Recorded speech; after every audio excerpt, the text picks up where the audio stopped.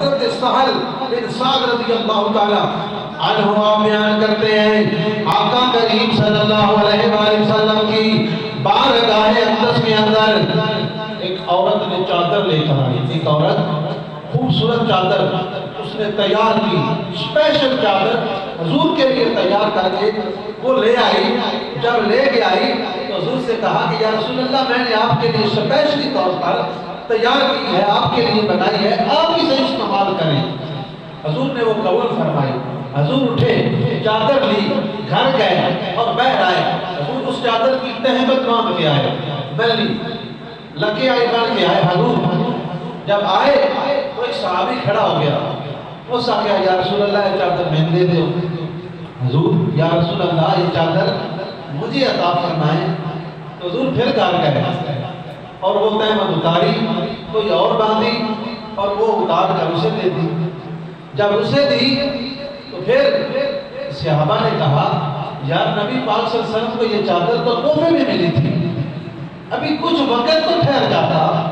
تجھے پتہ بھی ہے کہ یہ وہ ہستی ہیں جن پر کوئی سوال کرے تو یہ خالی نہیں اٹھاتے. یہ وہ ہستی ہیں جو عطائی فرماتے ہیں, یہ منگتے کو خالی نہیں بیچتے.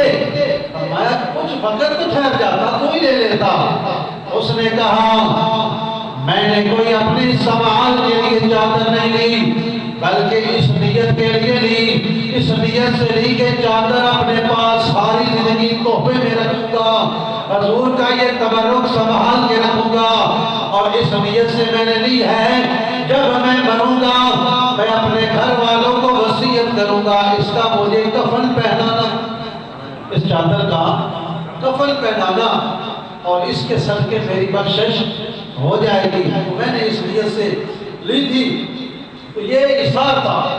دیکھو کوئی پسندیدہ کہ کوئی چیز والا یار, کوئی دوست یا کوئی لگتا لیندہ کوئی بھی دے جاوے کہ تحفہ دے وے تسی آدھے یار تحفہ ہے نہیں دینی, کوئی اور شاید دینا قیمتی لے دینا, اے نہیں دینا ہوندی کہ فلاں نے تحفہ بھیجی. اس عورت نے بڑی محبت کے ساتھ, بڑے اخلاق کے ساتھ, اخلاص کے ساتھ, پیار کے ساتھ حضور کی بارگاہ میں یہ تحفہ پیش کیا تھا. لیکن جب اس صحابی نے سوال کر دیا تو حضور نے اپنی ذات کو پیچھے کر دیا اور اس موقع اس کو وہ عطا فرما دی.